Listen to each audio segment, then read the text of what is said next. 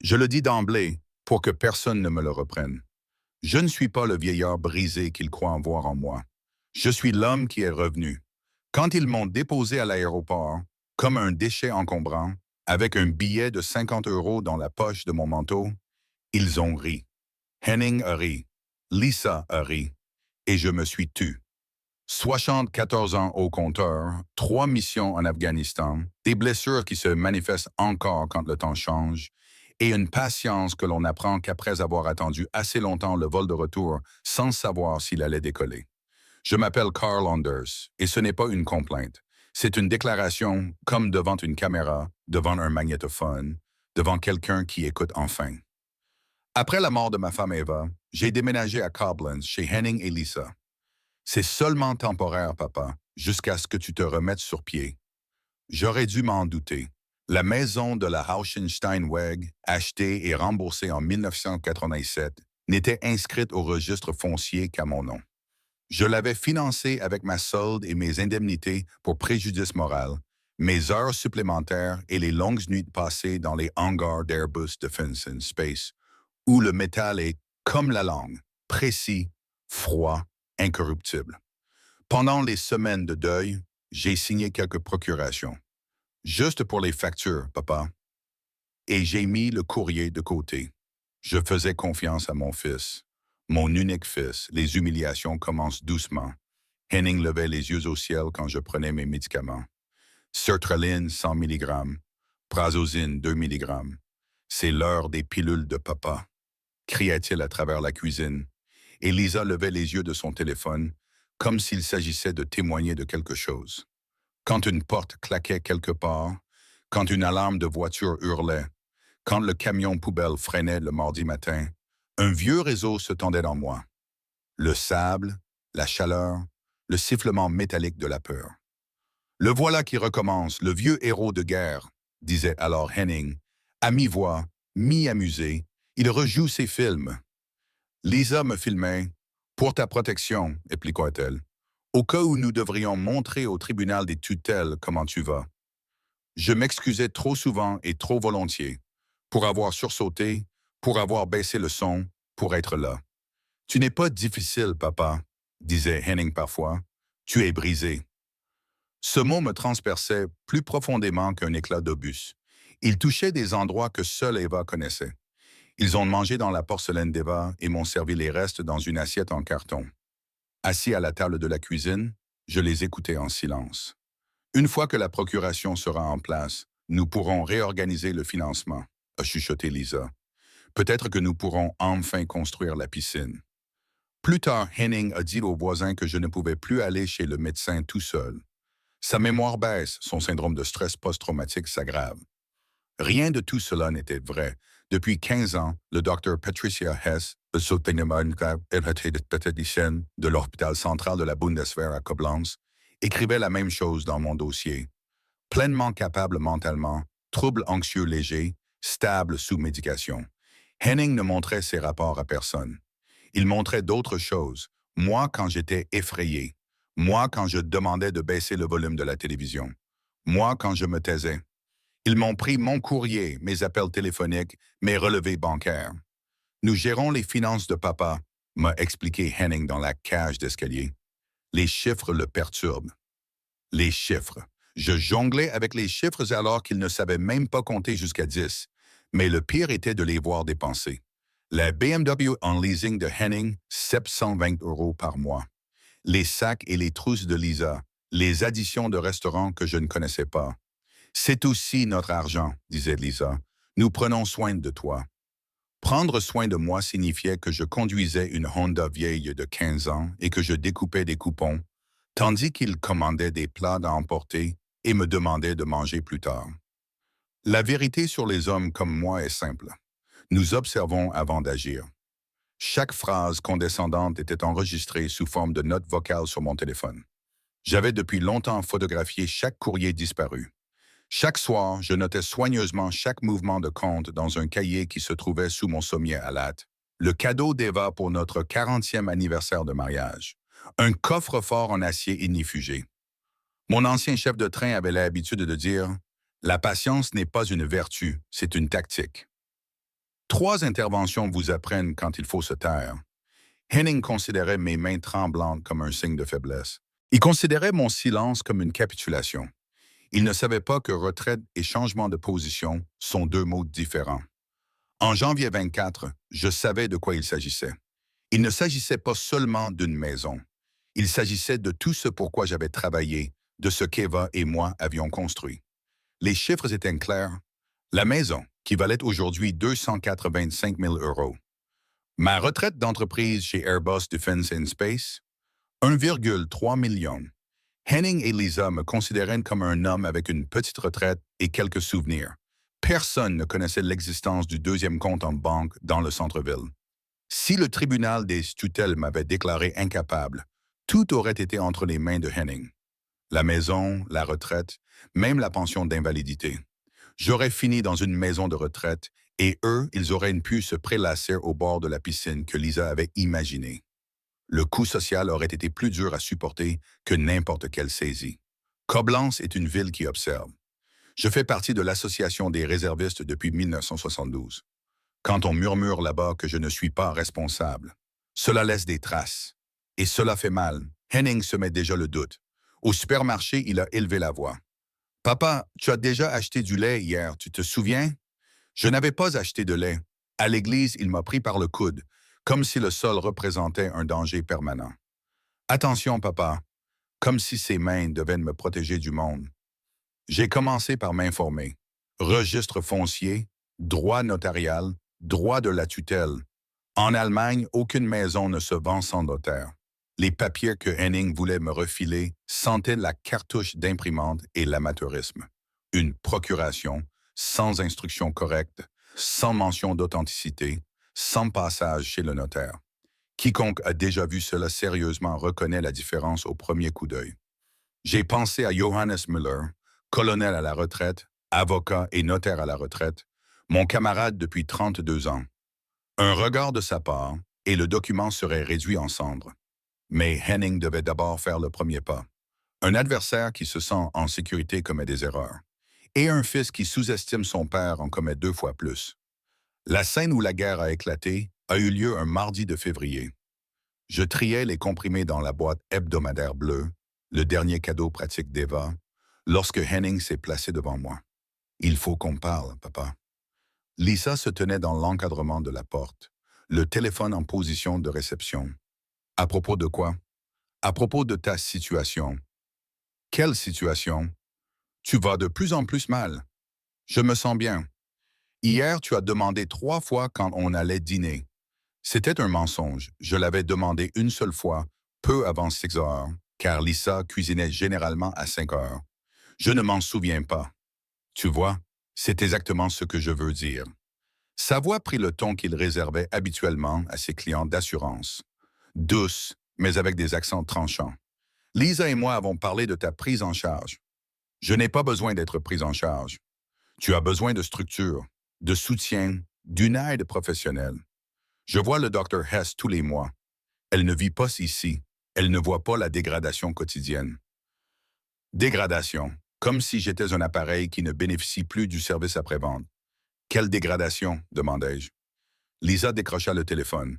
Hier, tu as rangé le lait dans le placard. Je bois du café noir et de l'eau. Pas de lait. Mais contredire ne fait que nourrir les ennemis. On va t'aider, papa, dit Henning. Accepte la réalité. Comme s'il disait réalité, comme si elle lui appartenait. Je me tusse. Il sourit faiblement. Tu nous fais confiance, n'est-ce pas? Demanda-t-il finalement. J'apprécie ce que vous faites. Alors signe les papiers. Quels papiers? Ceux qui nous permettent de devenir tes tuteurs légaux. Des papiers d'enfant pour un vieil homme. J'acquiesce lentement. Je vais y réfléchir. Réfléchis vite, le rendez-vous est jeudi à 14 heures. Ils partirent. Je restais assis à la table de la cuisine, regardant la boîte bleue, mais pensant au petit enregistreur dans la poche de ma chemise qui avait capté chaque mot. Jeudi à 14 heures. Parfait. 48 heures pour préparer ma contre-attaque. Une fois la maison silencieuse, je sortis la cassette en acier de sous le matelas. Eva avait ri quand je l'avais trésor de guerre. La guerre est finie, Carl. Si seulement elle m'avait vu à ce moment-là. Dans la boîte se trouvait la nouvelle partie de moi-même, celles que Henning ne devait jamais voir. Premièrement, les relevés de prévoyance, 25 ans de cotisation, les subventions de l'employeur, les intérêts sur les intérêts, 1 304 712 euros. Deuxièmement, l'extrait original du registre foncier, propriété exclusive, poste de prêt, pas d'hypothèque. Troisièmement, les rapports du Dr Hess, aucun signe de déficit cognitif, symptômes de SSPT stable sous traitement.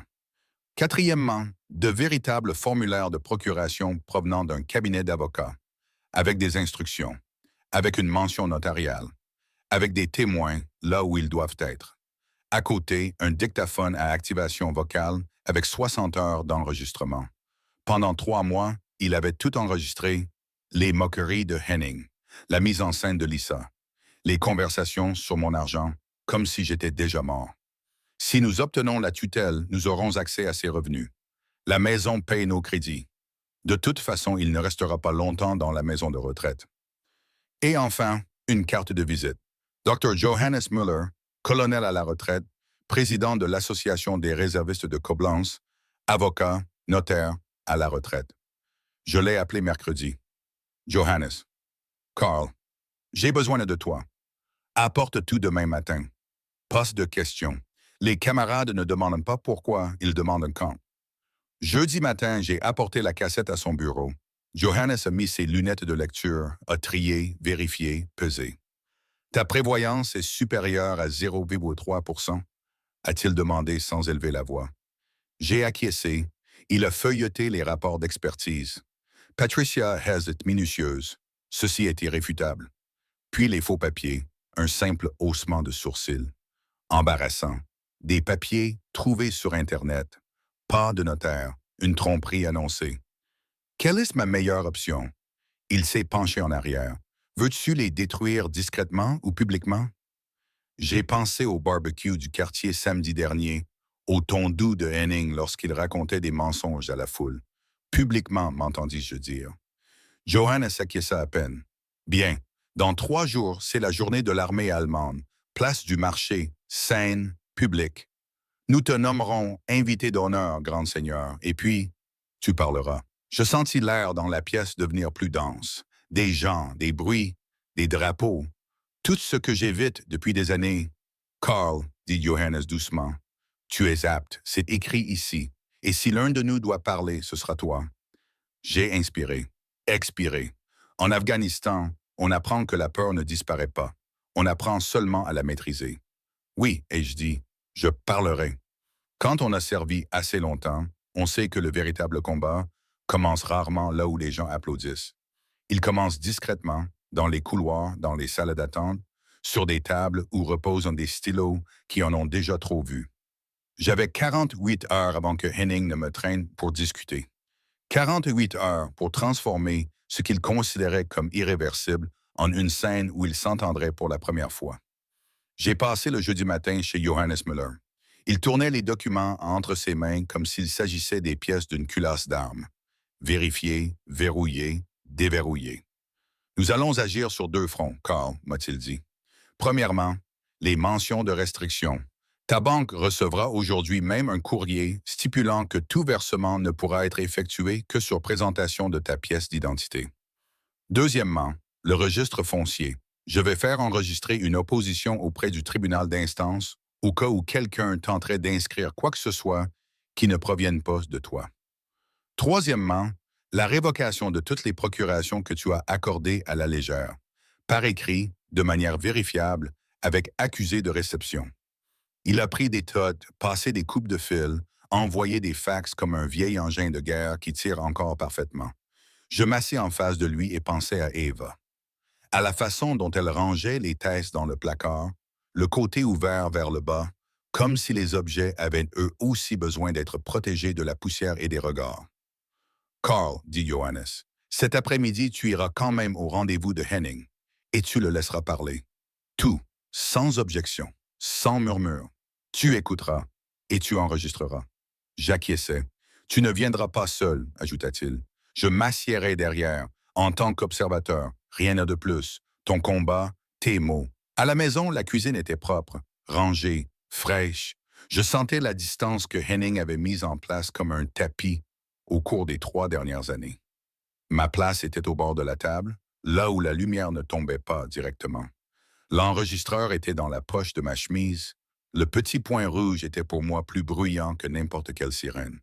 13h40. Je me suis fait un café, noir comme toujours, et j'ai tenu la tasse, 2 gorgées, 3 respirations.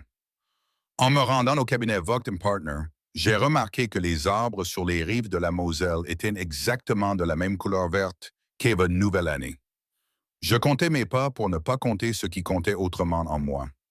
Les offenses, les mensonges, les fois où j'avais gardé le silence jusqu'à ce que le silence commence à mal prononcer mon nom. L'accueil était aimable, souriant, neutre. Anders, Carl, 14 heures. La dame a coché quelque chose sur un plan. Henning et Lisa attendaient déjà dans la salle de réunion.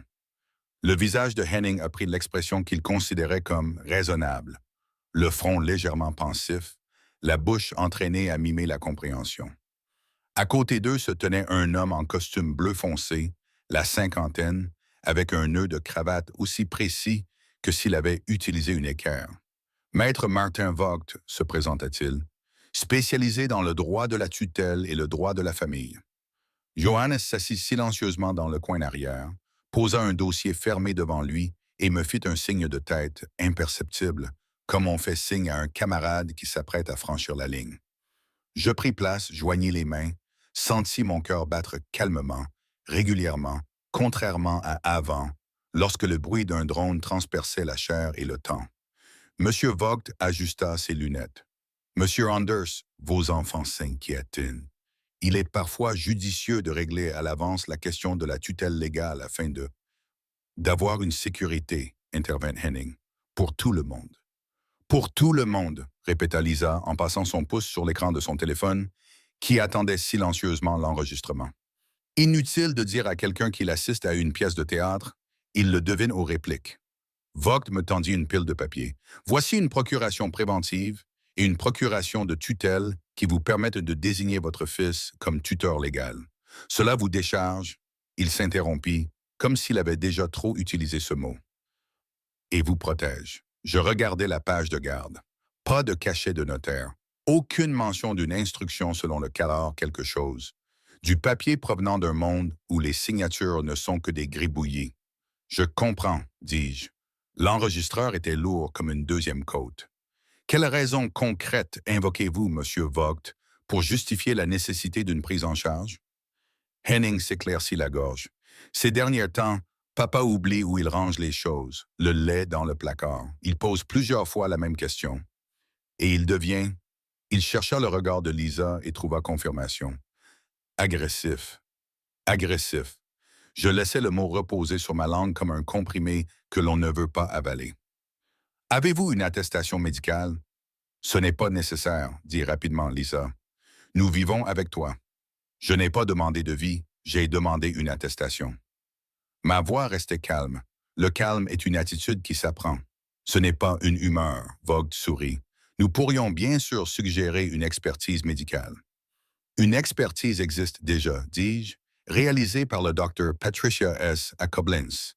15 ans, tous les trimestres. Aucun déficit cognitif. Henning fit la moue. Elle ne te voit pas tous les jours. Elle me voit régulièrement et de manière professionnelle, répondis-je. C'est différent. Johannes leva les yeux depuis le fond de la salle, sans rien dire. Laissant l'atmosphère se refroidir entre nous. Vogt feuilleta ses documents comme s'il cherchait une page où les choses seraient plus simples. Monsieur Anders, une prise en charge ne vous enlève rien. C'est un filet de sécurité. Les filets de sécurité, dis-je, se portent sous la corde, pas au-dessus. Henning se pencha en avant. Papa, s'il te plaît, signe ça. Nous nous sommes occupés de tout, nous payons les factures, nous... Il s'interrompit et chercha à nouveau le regard de Lisa. Il est temps. Je le regardais, cet homme qui avait été mon garçon, avec ses genoux bleus et son enthousiasme pour les modèles réduits d'avions, qui me rappelait mon premier changement de gants sur le chantier naval. Je voyais maintenant son visage. La tension, la cupidité, la peur qui ressemble à de la sollicitude. Le temps de quoi, Henning? De ta piscine? Des sacs à main de Lisa? C'est injuste, dit Lisa d'un ton sec. Nous nous sacrifions. Nous sacrifions, répétai-je. Un bien grand mot pour des restes servis dans des assiettes en carton. Je ne me levai pas. Je n'avais pas l'intention de paraître plus grand que je ne le suis. Monsieur Vogt, je ne signerai rien aujourd'hui. Je ne signerai rien qui ne soit correctement notarié et conforme à ma volonté. J'ai révoqué les procurations et demandé des mentions restrictives et Je tapotais doucement ma poche de poitrine. Des preuves. Henning glissa sur sa chaise. Quelle épreuve? Je me tournai vers lui. Tes phrases, Henning, tes formulations, tes gestes, quand tu crois que personne ne te voit, les enregistrements de Lisa, vos plans. Je suis assez âgé pour savoir que la prudence n'est pas de la méfiance, mais de la discipline. Vogt leva les mains en signe d'apaisement. Monsieur Anders, je vois que le sujet est sensible. Nous ne devons forcer personne. Peut-être, il prit une grande inspiration. Peut-être devrions-nous reporter cela et avoir une discussion commune avec le médecin. Volontiers, dis-je, mais pas ici, et pas sans Johannes Müller. Je fis un signe de tête vers l'arrière. Vogt se retourna et regarda Johannes comme si quelqu'un avait discrètement fait entrer une compagnie dans la pièce. Johannes hocha la tête amicalement. Bonjour. La réunion s'est terminée sans que l'encre ne coule. Dehors, Koblenz sentait la pluie, même si le ciel n'offrait rien d'autre que ce bleu pâle que l'on ne voit qu'aux saisons intermédiaires. Henning marchait à quelques pas derrière moi. « Tu détruis tout, papa », siffla-t-il. « Pour tout le monde. » Je m'arrêtai. « Non, Henning, je préserve ce que tu as déjà détruit en secret. » Il serra les lèvres. Lisa resta 2 pas en arrière, les yeux vigilants, le téléphone à plat dans la main. « Jeudi, c'était votre scène, dis-je. Samedi, c'est la mienne. » Il cligna des yeux. « Qu'y a-t-il samedi? » Je souris. « La journée de l'armée allemande. » Le soir, je m'assis sur les marches de la porte d'entrée, comme autrefois, quand Eva et moi nous demandions si les roses survivraient à l'hiver. Le vent sentait la rivière. Du quartier montait un brouhaha de voix qu'on ne peut plus distinguer quand on vit trop longtemps dans ses propres pensées. Tobias Roth remontait la rue, sergent-chef, la trentaine, arrivé il y a seulement 1 an. Sa démarche avait quelque chose des gens qui comprennent le corps qu'il doit apporter. « Bonsoir, Monsieur Anders, dit-il. Tout va bien? » « Aujourd'hui, c'était journée au cabinet, répondis-je. « Alors ça a dû être soit difficile, soit long, dit-il sèchement. Les deux. Je fis un signe de tête vers son bras, dans lequel il portait une caisse d'eau. « Vous allez à la place du marché samedi? »« Je suis de service, dit-il. Barrière, scène, un peu de sécurité, il y aura du monde. »« Bien, dis-je. J'aurai peut-être besoin d'accompagnement si le bruit devient trop fort. » Il acquiesça sans poser de questions. « Je serai là, et si vous avez besoin de quelque chose avant, frappez à ma porte. Numéro 8. » J'aimais chez les soldats le fait qu'ils ne se pressaient pas. Ils vous laissaient l'espace dont vous aviez besoin, tout en restant là si vous le perdiez. Alors qu'ils s'éloignaient, je pris la boîte en acier d'Eva et la posai sur la table en bois de la cuisine, non plus cachée, mais bien en vue. Je fis des copies, mis des clés USB dans des enveloppes, y inscrivis des noms. Johannes, Tobias, Dr. Hess. J'en inscrivis un 4e. Moi. Il faut aussi se laisser quelque chose pour les jours où la main tremble à nouveau et où l'on veut savoir qu'il existe une ligne à suivre pour revenir vers la lumière. Vendredi, la banque appela. « Monsieur Anders, nous confirmons le blocage. Les retraits ne peuvent être effectués qu'en personne, sur présentation d'une pièce d'identité avec photo. De plus, nous avons enregistré quelques anomalies au cours des 3 dernières années. Si vous le souhaitez, nous pouvons examiner les opérations en détail. » Je me suis fait lire la liste, d'une voix calme, en traçant tranquillement des traits sur le papier. « Vérifiez, ai-je dit, mais je vous demande de faire preuve de discrétion. » La dame au téléphone était professionnelle. « Bien sûr. » À midi, Madame Jansen, la voisine qui semblait toujours savoir quand on avait besoin d'un gâteau, a frappé à la porte. Je voulais juste demander si... Elle s'est interrompue en voyant la cassette sur la table. Parfois, on reconnaît le poids d'un objet sans savoir ce qu'il contient. « Tout va bien, Monsieur Anders? »« Ça va aller, » répondis-je. Et pour la première fois, cela ne ressemblait pas à une incantation, mais à un plan. Le soir, la ville était déjà en effervescence. Installation sur la Jesuitenplatz, barrière, Une scène plate, deux microphones, un drapeau encore plié dans son étui.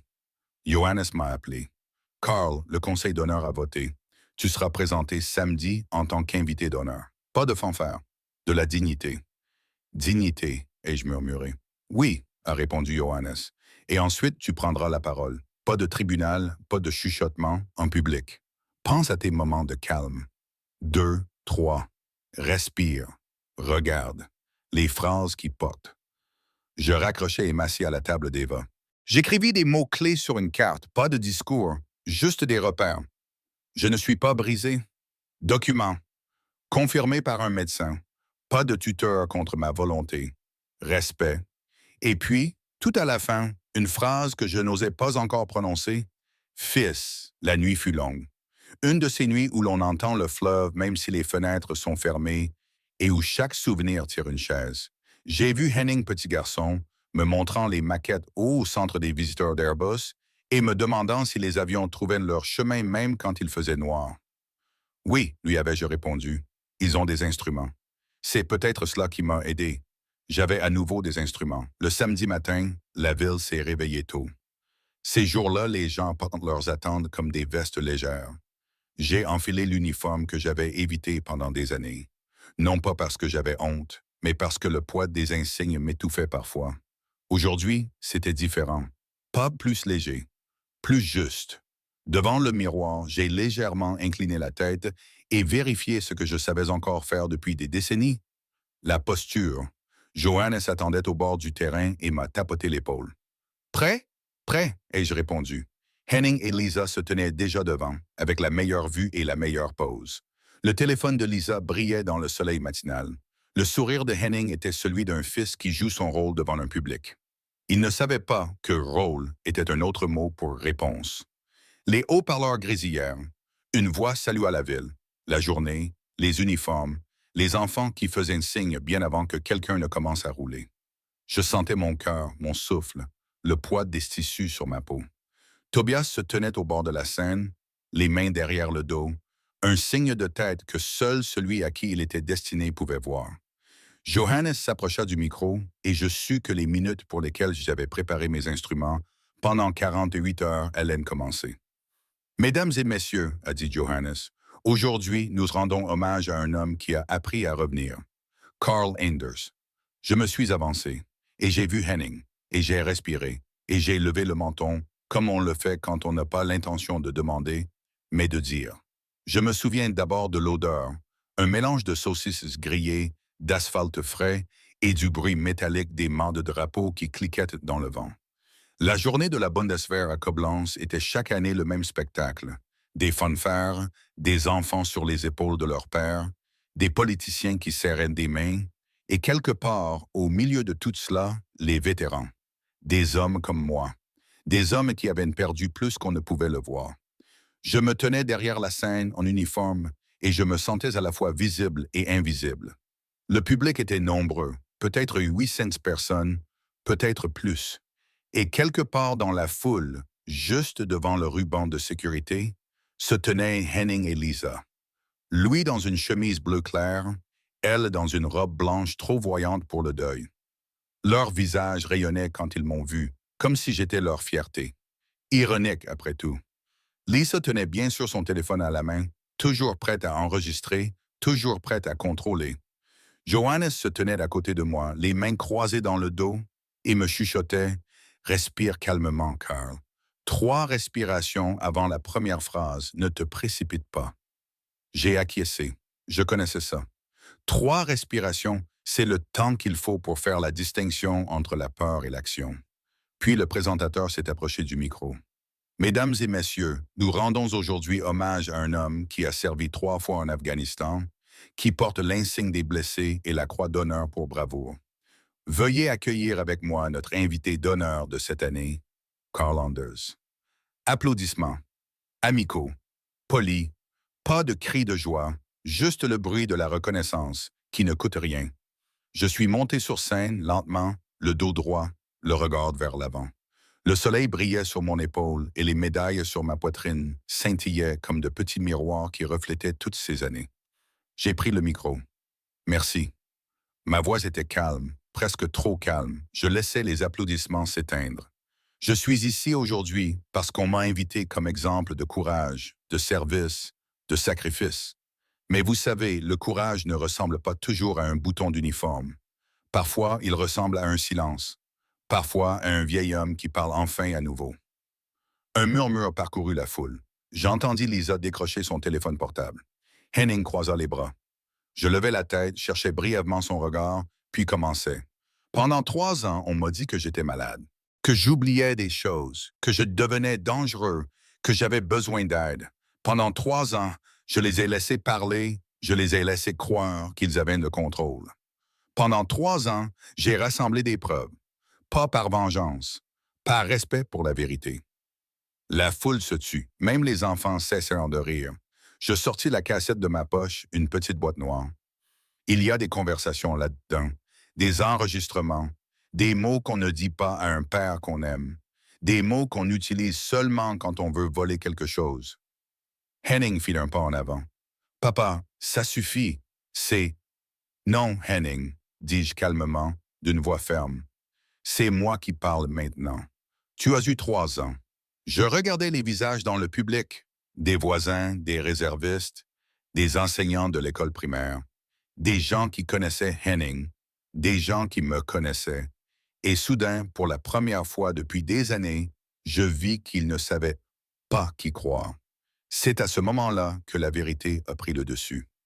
J'ai des documents, ai-je poursuivi, provenant de l'hôpital central militaire de Koblenz. 15 ans d'expertise. Aucun signe de démence, aucun trouble cognitif. J'ai des relevés bancaires qui montrent comment mon propre argent a disparu.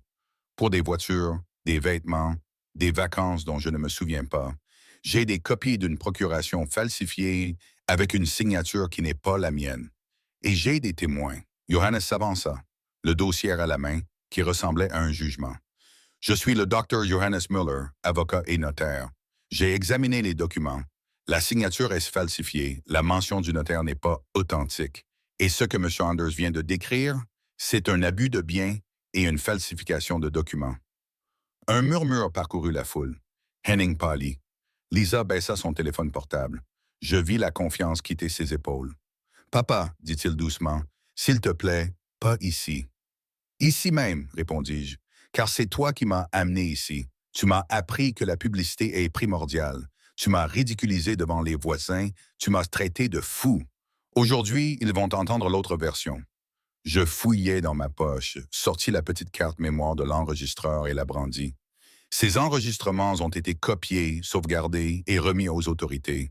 Et si quelqu'un pense qu'un vieil homme ne sait pas se protéger, sachez que c'est ma 4e intervention. Sauf que cette fois, l'ennemi était ma propre famille. Quelques personnes applaudirent discrètement. D'autres restèrent là, stupéfaits. Les visages de Henning et Lisa passaient de la colère à la peur. Je sentais mon cœur battre, non pas de peur, mais de soulagement. Johannes reprit le micro. Au nom du tribunal cantonal de Koblenz, je remets à M. Anders une ordonnance provisoire. À compter de ce jour, Henning et Lisa Anders n'ont plus le droit d'entrer dans sa maison ni d'accéder à ses comptes. Les preuves ont été transmises au parquet. Henning fit un pas en avant, mais 2 policiers militaires du service de sécurité s'interposèrent entre nous. Le silence régnait, seul le vent faisait flotter les drapeaux. Henning, dis-je, sais-tu ce que tu as oublié? Les marines, ou dans mon cas, les soldats, n'abandonnent jamais. Nous battons en retraite pour tenir la ligne, mais nous ne capitulons pas. Il ne dit rien. Lisa baissa les yeux. Je sentis la foule commencer à murmurer. Des mots comme honte et incroyable flottaient dans l'air. Je rendis le micro, me retournai et descendis les 3 marches de la scène. Tobias, le jeune sergent-chef, attendait sur le côté. « Tout va bien, Monsieur Anders ?» demanda-t-il calmement. J'acquiesçai. Mieux que depuis des années. Il salua brièvement. « Alors allons-y, je vous ramène chez vous. » Nous traversâmes la foule. Certaines personnes me saluèrent d'un signe de tête, d'autres applaudirent discrètement. Ce n'était pas un cortège triomphal. C'était un retour. Silencieux, mais juste.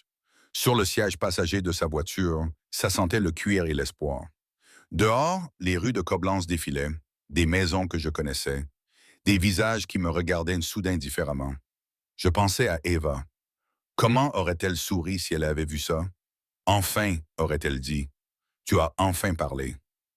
À la maison, j'ai fermé la porte, je m'y suis adossé et j'ai pris une profonde inspiration. La maison était silencieuse. Pas de rire, pas de clics d'appareils photo de téléphone portable, pas de chuchotement sur les maisons de retraite. Seulement le silence. Et j'ai tenté que cette fois-ci, il n'était pas vide, mais plein. Plein de moi-même. Je me suis assis à la table de la cuisine, j'ai retiré ma veste d'uniforme et j'ai ouvert la cassette. Tout était encore là. Les documents, les cartes, les enregistrements. Mais je savais que ce n'était plus une défense. C'était une victoire. Alors que le soleil se couchait sur les toits de Koblenz, le téléphone a sonné. C'était Johannes. Carl, la nouvelle circule. La presse veut te parler demain. Les chaînes locales, les journaux, même la radio. J'ai esquissé un faible sourire. Qu'ils viennent. Peut-être que d'autres entendront qu'il est possible de se défendre, même quand on est vieux. Ils l'entendront, dit-il. Repose-toi, on en reparlera lundi. Je raccrochai et me rendis dans le salon. Sur le mur était accrochée la citation encadrée qu'Eva avait brodée autrefois. La dignité n'est pas un cadeau, c'est un choix. Je restai longtemps debout devant, puis j'acquiesçai, et à ce moment-là, je sus que la guerre était finie. Cette fois, pour de vrai.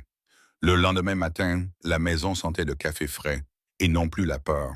C'était la première fois depuis 3 ans que je n'avais pas honte d'allumer la bouilloire. Le soleil était bas et projetait de longues rayures sur la table de la cuisine, la même table où Henning m'avait rabaissé. À présent, il n'y avait plus que ma tasse de café et la boîte en acier, ouverte, vide, car son contenu était depuis longtemps en route, vers le cabinet de Johannes, entre les mains de la police, vers le public. J'avais tout remis. C'était un sentiment étrange, comme après une guerre. On ne possède plus rien, mais pour la première fois depuis des années, on n'a plus peur non plus. Vers 9 heures, on frappa à la porte. Madame Jansen se tenait devant la porte, la voisine avec son éternel chignon et son habitude d'apporter toujours quelque chose quand on a besoin de rien. Aujourd'hui, elle tenait un plat à gratin dans ses mains. J'ai pensé que vous n'aviez peut-être pas d'appétit, Monsieur Anders, dit-elle. Mais vous devez manger. Merci, Madame Jansen, répondis-je. Elle franchit le seuil, hésitante, comme si elle entrait dans un pays étranger. Nous, nous étions tous là hier, sur la place du marché. Je suis vraiment désolé. Nous n'avons rien vu. Nous avons cru ce que votre fils nous a raconté. J'acquiesçais. Les mensonges sont plus faciles à croire lorsqu'ils sont joliment emballés. Elle posa le plat sur la table et me regarda longuement. Vous êtes fourte, Monsieur Anders. Je suis juste resté silencieux, répondis-je. Mais rester silencieux ne signifie pas abandonner. À peine était-elle partie que le téléphone sonna. Johannes. Carl, ça y est, ça commence. Le journal Koblenzer Zeitung a publié l'article. Titre. Un vétéran dévoile une fraude familiale lors de la journée de l'armée allemande. La rédaction a même une photo de la place du marché. Henning? Demandai-je. Il a disparu. La police s'est passée chez lui hier soir. Perquisition pour faux en écriture et suspicion de fraude. Ils ont saisi du matériel et des documents. Je restais silencieux. C'était une victoire, certes, mais qui ne ressemblait en rien à un triomphe. Seulement à une justice qui arrive trop tard. Carl? Demanda Johannes. Je suis là. Tu ne devrais pas rester seul aujourd'hui. Je passe te voir, j'apporte des petits pains frais. Nous devons planifier les prochaines étapes. Compte, demande de remboursement, dommages et intérêts. Apporte plutôt du calme, dis-je. C'est meilleur que des petites pains. Il rit brièvement, ce rire sec de soldat. À tout à l'heure. 10 minutes plus tard, nous étions assis dans la cuisine. Johannes étala les dossiers comme des cartes sur une table de jeu. La banque a vérifié toutes les transactions des 3 dernières années. Ils ont détourné 46 918 €. Des loyers, des voyages, des bijoux, des appareils électroniques. Nous demandons un remboursement et des dommages et intérêts. Et la maison? Intouchable. Le registre foncier a été bloqué avant que Henning n'ait pu tenter quoi que ce soit. Aucune inscription, aucune hypothèque, aucun accès. Je me suis penché en arrière. Pour la première fois, la tension a quitté mes épaules. Carl, le parquet va engager des poursuites et la municipalité envisage de te décerner une distinction officielle. Pourquoi? Pour ton courage civique. Je secouai la tête. Je n'ai fait que parler. Après 3 ans de silence, dit Johannes, il faut du courage pour ça. Vers midi, on frappa à nouveau à la porte. Cette fois, c'était Tobias Roth, le jeune sergent-chef de la veille. En uniforme, le regard sérieux. Monsieur Anders, puis-je entrer un instant? Bien sûr. Il s'assit, ôta sa casquette et la posa sur la table. Je voulais juste vous dire que vous avez montré quelque chose à beaucoup de gens hier. Ma femme a pleuré quand vous avez pris la parole. Mon père était au Kosovo. Il n'a jamais raconté ce qu'il a vécu. Mais quand vous avez dit « Parfois, le courage ressemble au silence », il a hoché la tête, pour la première fois. Je suis resté silencieux car c'était la seule chose que l'on pouvait répondre à cela. Tobias a poursuivi. Si vous avez besoin d'aide à un moment donné pour faire vos courses, vos rendez-vous, quoi que ce soit, appelez-nous. Nous ne laissons pas nos camarades seuls. Je posai ma main sur son avant-bras. Merci, soldat. Dans l'après-midi, je reçus un appel de la police judiciaire. Une femme à la voix calme, la commissaire Klein. Monsieur Anders, nous avons examiné les preuves. Les enregistrements audio sont clairs. Les documents prouvent sans équivoque la tentative de fraude. Nous vous informerons dès que la procédure sera officiellement ouverte. Combien de temps cela prend-il? Quelques semaines. Mais je peux déjà vous dire une chose. Votre calme hier valait de l'or. Aucun juge au monde ne croirait un homme prétendument confus qui parle ainsi. Je ne pus m'empêcher de rire. Dites cela à mon fils. Le juge s'en chargera, répondit-elle sèchement. Le soir, personne n'a appelé. Le silence était différent de d'habitude, non pas vide, mais complet. Assis dans ce salon, je regardais les vieilles photos accrochées au mur. Eva, jeune, souriante, à une fête foraine à Bonn. Henning, 12 ans, un modèle réduit à la main, fier comme un roi. Je me demandais où était passé ce garçon. Quelque part entre l'ambition et le vide, il s'était vendu lui-même. Je pris le cadre dans ma main. « Tu ne lui aurais jamais permis cela, Eva, » murmurai-je. « Tu l'aurais ramené à la raison. » Mais je me suis souvenu qu'elle l'aimait peut-être trop pour s'en rendre compte.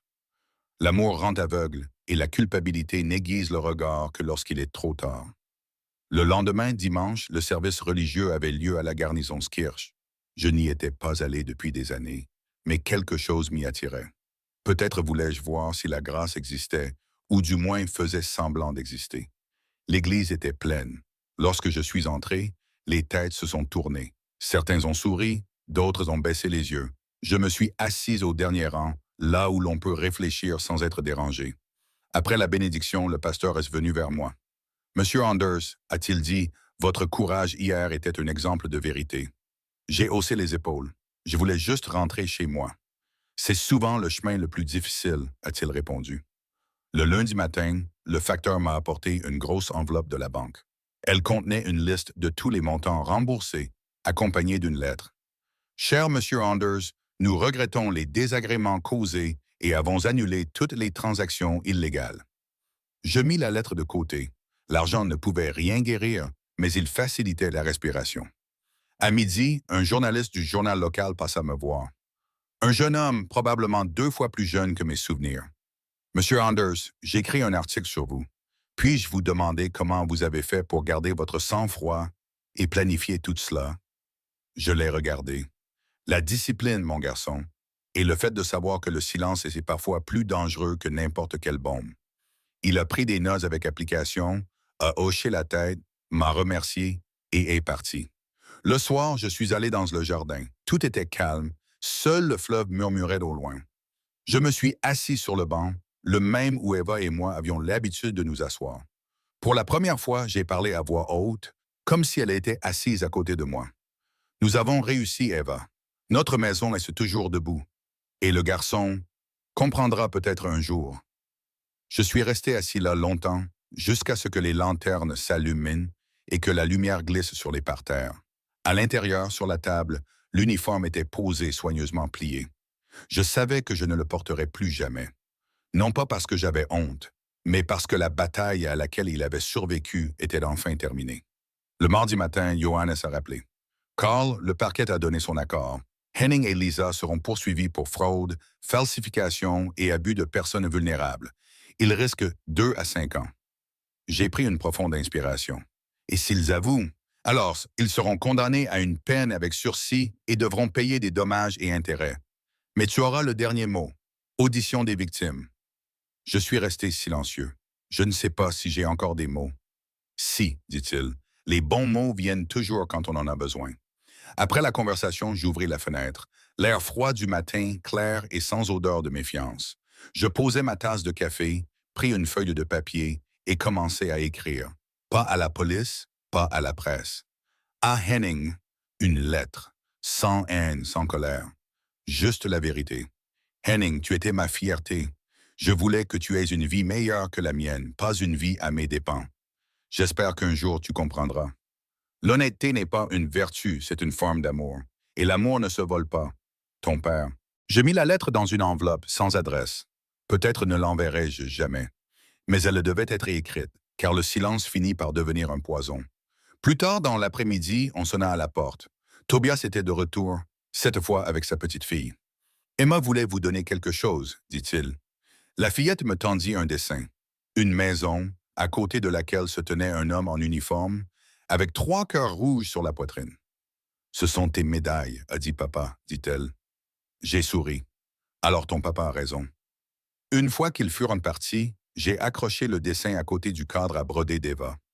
2 générations d'or, l'une brodée, l'autre peinte, toutes deux avec du cœur. Je me suis rassis sur le banc, j'ai fermé les yeux et j'ai respiré. C'était fini, mais ce n'était pas perdu. Mercredi matin, 6 heures. Le réveil a sonné, même si je n'avais aucun rendez-vous. Les vieilles habitudes ont de la vie dure. Je me suis levé, je suis allé dans la cuisine, j'ai ouvert la fenêtre. L'air frais, l'odeur de la pluie sur la Moselle et, quelque part, un train en direction de Bonn. Cela faisait longtemps que je n'avais pas connu une journée sans combat. Aujourd'hui était l'une de celles-là. Je me suis assis à table avec une feuille de papier, un stylo et une tasse de café. Plus de dossiers, plus de mensonges. Seulement le silence. Mais dans ce silence se trouvait une nouvelle tâche. Continuer à vivre. Après le feu, il ne reste que des cendres, et parfois, quelque chose de nouveau naît des cendres. À 8 heures, Johannes est parti et rien ne s'est passé. Sans dossier, seulement avec des petits pains. J'ai pensé que tu aurais besoin de compagnie pour le petit déjeuner. J'ai souri. De la compagnie, oui. De la paperasse, non. D'accord. Il s'est assis. Nous avons parlé de choses insignifiantes. La météo, la hausse des prix de l'électricité, le jardin. Mais sous tout cela se cachait le même soulagement tacite. Nous savions tous les deux ce que cela signifiait de survivre à quelque chose qui avait failli nous détruire. Après le deuxième café, Johannes a posé ses mains autour de sa tasse. Carl, les enquêteurs ont fait du bon travail. Henning et Lisa ont témoigné. Ils affirment qu'il s'agissait d'un malentendu, que tu as signé la procuration de ton plein gré. J'ai soupiré. Bien sûr, de plein gré, comme on tombe volontairement à la guerre. Le procureur ne les croit pas. Les enregistrements audio sont sans équivoque. Et le mieux, c'est que le juge a confirmé l'audience. Tu auras l'occasion de t'exprimer devant le tribunal si tu le souhaites. J'acquiesçai. Je le souhaite. Après son départ, je me rendis dans le jardin. Le soleil perçait à travers les nuages et sur la pelouse gisait la vieille figurine de jardin d'Eva. Un petit ange à l'aile ébréchée. Je l'ai remis en place. Eh bien, camarade, ai-je murmuré, nous sommes tous les deux un peu abîmés, mais nous sommes toujours là. Dans l'après-midi, le téléphone a sonné. Une voix timide, fragile. Henning. Papa, ne raccroche pas, s'il te plaît. Je n'ai rien dit. Je voulais juste... Il s'est interrompu. Je voulais m'excuser. Je fermais les yeux. Pourquoi exactement? Pour tout. Pour les mensonges. Pour ce que nous avons fait. Je sais que je ne peux pas revenir en arrière. Non, dis-je calmement, tu ne peux pas. Mais peut-être que je peux me rattraper. Je restais silencieux. Le silence le faisait souffrir, je l'entendais. Papa, j'ai lu la lettre. Je retins mon souffle. Je n'avais jamais envoyé la lettre. Je l'avais simplement mise dans le tiroir. Comment? Lisa a vu l'enveloppe avant notre départ. Elle l'a ouverte. Je ressentis brièvement de la colère, puis plus rien, seulement de la fatigue. Au moins, tu as lu la vérité une fois, dis-je.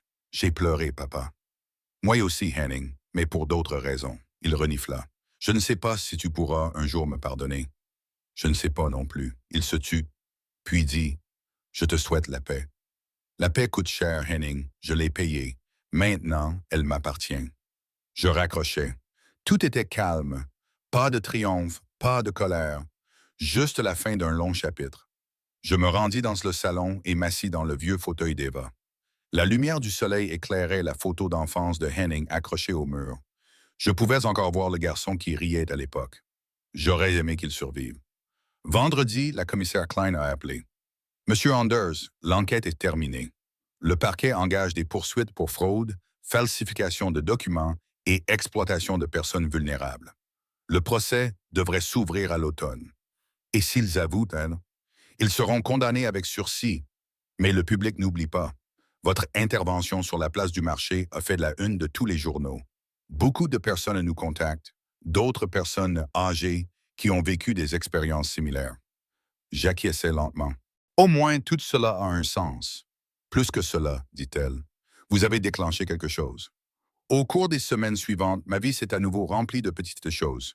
Le son des cloches de l'église le soir, le bourdonnement des abeilles dans le jardin, le murmure de la rivière que je prenais autrefois pour du silence.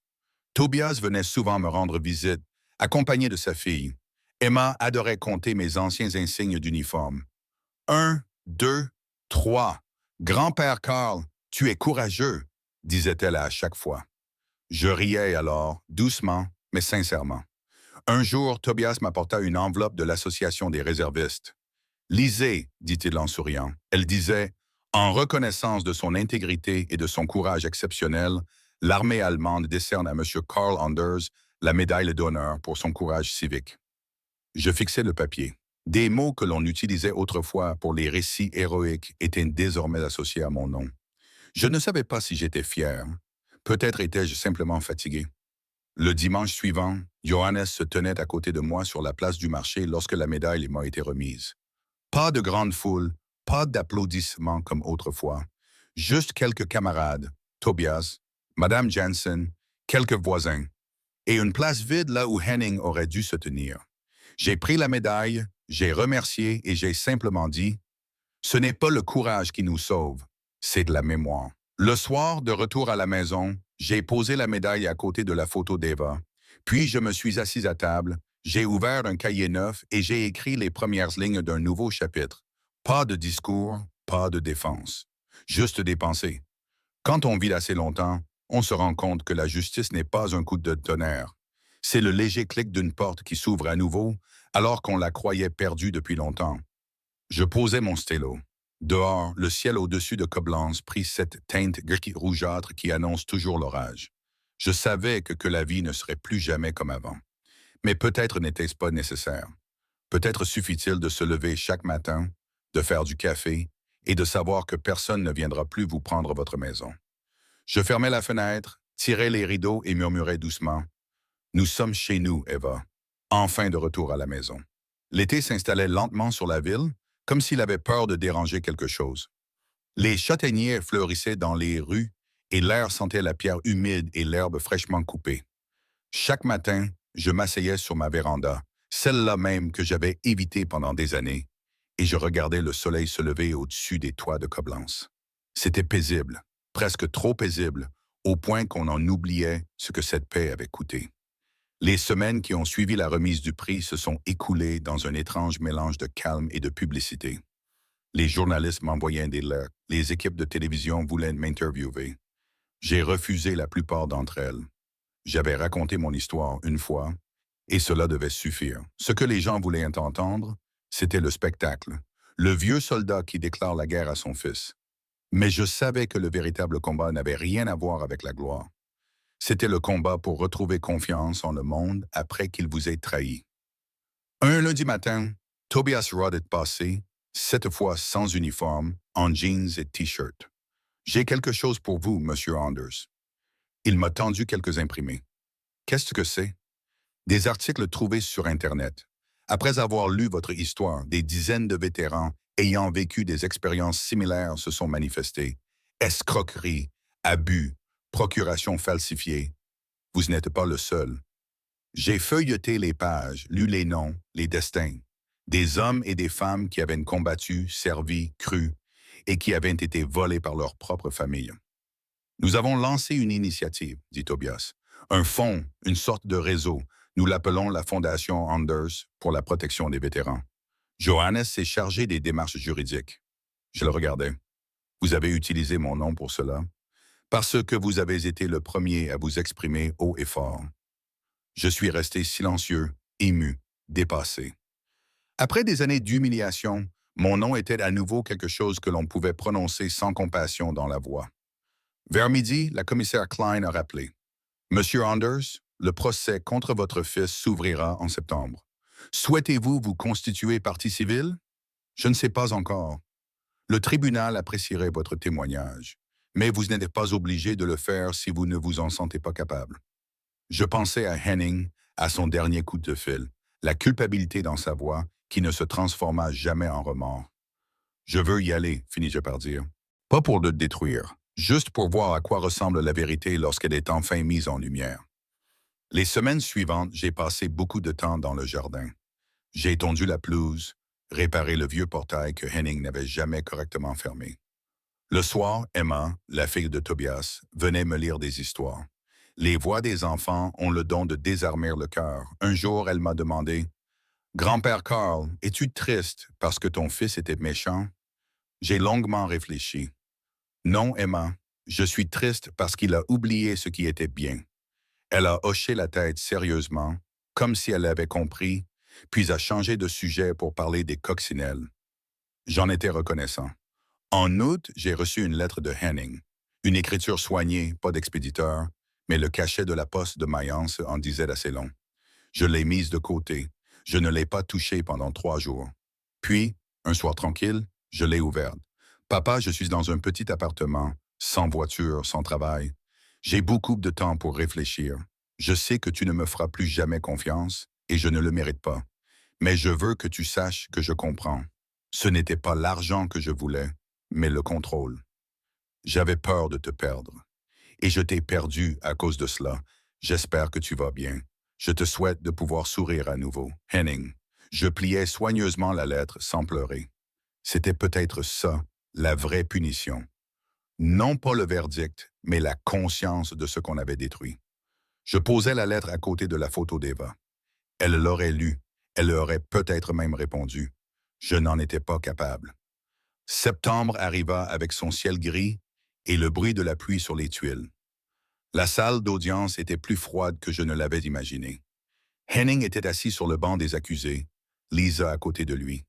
Il avait de l'air plus vieux, fatigué, les cheveux clairsemés, le regard vide. Quand je suis entré, il a immédiatement baissé la tête. Johannes s'est assis à côté de moi et m'a chuchoté. « Reste calme, Carl. Tu n'es pas ici pour te battre, juste pour être présent. » Le procès était factuel, presque stérile.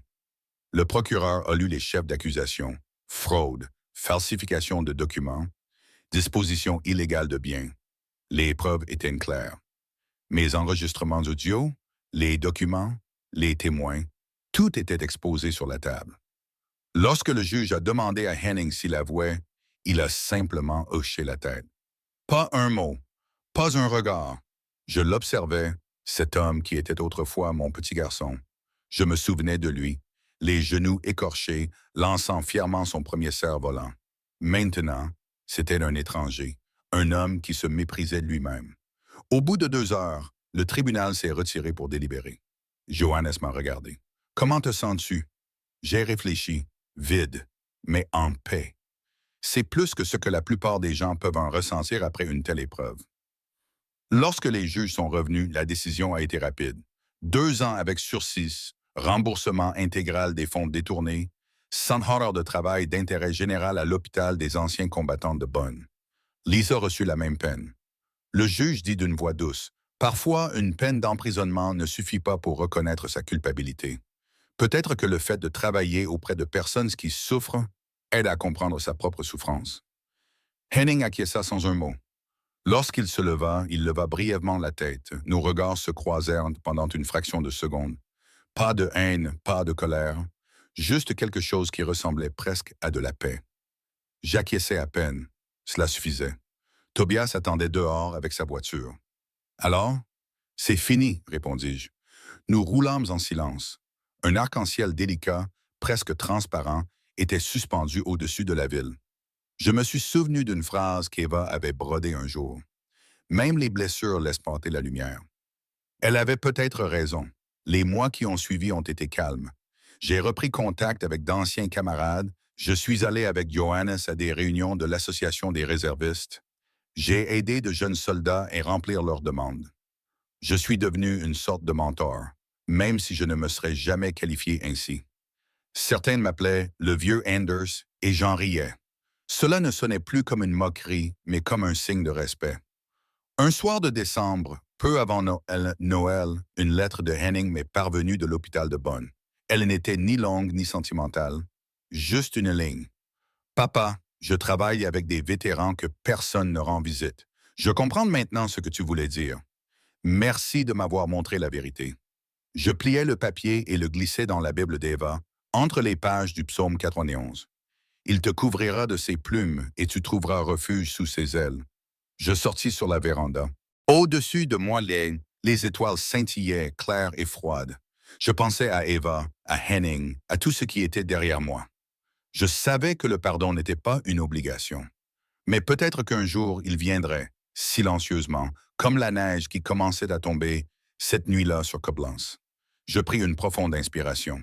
Pour la première fois, la paix n'avait plus le goût de la fin, mais celui du commencement. L'hiver à Koblenz était calme.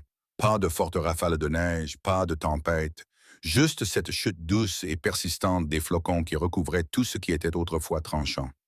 Je me tenais à la fenêtre, regardant le jardin disparaître sous un manteau blanc, et pour la première fois, je percevais la paix non pas comme l'absence de lutte, mais comme quelque chose que l'on mérite. Les années m'avaient courbé, mais pas brisé. C'était étrange de se sentir si vieux et en même temps si éveillé. La dernière lettre de Henning était posée sur la table. Je l'avais lue souvent, et à chaque fois, elle me faisait moins mal. Ce n'était plus une confession, ni une lettre de supplication, mais un message silencieux. Je travaille, j'apprends, je vis. Parfois, ce sont les seuls mots qui comptent, je le croyais. Non pas parce qu'il le méritait, mais parce que j'avais enfin compris que le pardon avait plus à voir avec la liberté qu'avec l'oubli. Ce matin-là, Tobias Roth est passé, comme toujours sans prévenir. Sa fille Emma courait devant lui, pataugeant dans la neige jusqu'à la porte et criant « Grand-père Karl, je t'ai fait un dessin !» Elle me tendit un dessin. Un grand soleil, une petite maison et deux personnages qui se tenaient par la main. « C'est toi et c'est ton fils !» expliqua-t-elle d'une voix sérieuse. Je souris. Alors il a enfin trouvé le chemin de la maison. Tobias acquiesça, comme s'il avait compris qu'il ne s'agissait pas d'une plaisanterie. Je voulais vous demander si vous viendriez à la cérémonie commémorative la semaine prochaine, pour les soldats tombés au combat. L'association souhaite que vous preniez la parole. Je le regardais longuement. Moi? Encore une fois? Oui, les gens veulent vous entendre. Vous avez quelque chose à dire qui restera gravé dans les mémoires. Je pris une profonde inspiration. Alors j'accepte, mais ce sera mon dernier discours. La semaine passa lentement. Je n'écrivis ni notes, ni mots clés. Les mots qui sont vrais ne se trouvent pas sur le papier. Ils viennent quand ils doivent venir. Le jour de la cérémonie, le ciel était clair, la neige crissait sous les chaussures des soldats. La place était décorée de couronnes, de drapeaux, de trompettes. Je portais à nouveau mon uniforme, cette fois sans trembler. Tobias se tenait à côté de moi, Johannes plus loin derrière, et je sentais le regard d'Eva quelque part entre les nuages. Lorsque mon nom a été appelé, je me suis avancé. Le vent était vif, mais l'air sentait la vie. J'ai pris le micro, j'ai regardé les visages des gens, jeunes, vieux, curieux, respectueux. Je me suis éclairci la gorge. Je me tiens ici aujourd'hui, et je commençais, non pas pour parler de la guerre, mais de ce qui vient après, de ce qui reste en nous lorsque le bruit s'estompe. Un murmure a parcouru la foule, puis le silence s'est installé. J'ai poursuivi. J'ai mené de nombreux combats, certaines sur des terres étrangères, d'autres chez moi. J'ai appris que le courage n'est pas un coup de feu, un ordre, une médaille. Le courage, c'est de se relever le lendemain matin, même si le monde veut vous rabaisser. Le courage, c'est de dire non quand il serait plus facile de se taire. Et parfois, le courage, c'est de pardonner à son propre fils. Je fis une pause. Quelque part, un trousseau de clés tinta. Quelqu'un toussa. Je regardais Tobias, il acquiesça à peine. J'ai commis des erreurs, j'ai parlé trop tard, mais j'ai appris que la vérité n'est pas un luxe. C'est une question de survie et que la dignité n'a rien à voir avec le pouvoir, mais avec l'attitude. On peut vieillir, devenir pauvre, tomber malade, mais on ne doit jamais cesser de se tenir droit. J'ai levé les yeux vers le ciel, où le soleil glissait à travers le givre. Nous qui avons survécu, nous avons une responsabilité. Pour ceux qui ne peuvent plus parler, pour ceux qui croient que la vieillesse est synonyme d'impuissance. Je suis vieux, mais je ne suis pas perdu. Les derniers mots furent prononcés doucement, presque dans un murmure. Si un jour vous avez l'impression que personne ne vous écoute plus, parlez quand même, car le silence est la première mort, et parler est le début de la vie. Lorsque j'ai rendu le micro, il y a eu un moment de silence absolu, puis des applaudissements, pas bruyants, pas forcés, mais chaleureux, sincères. J'ai vu des visages qui ne montraient pas de pitié, mais du respect. Après la cérémonie, beaucoup de gens sont venus vers moi.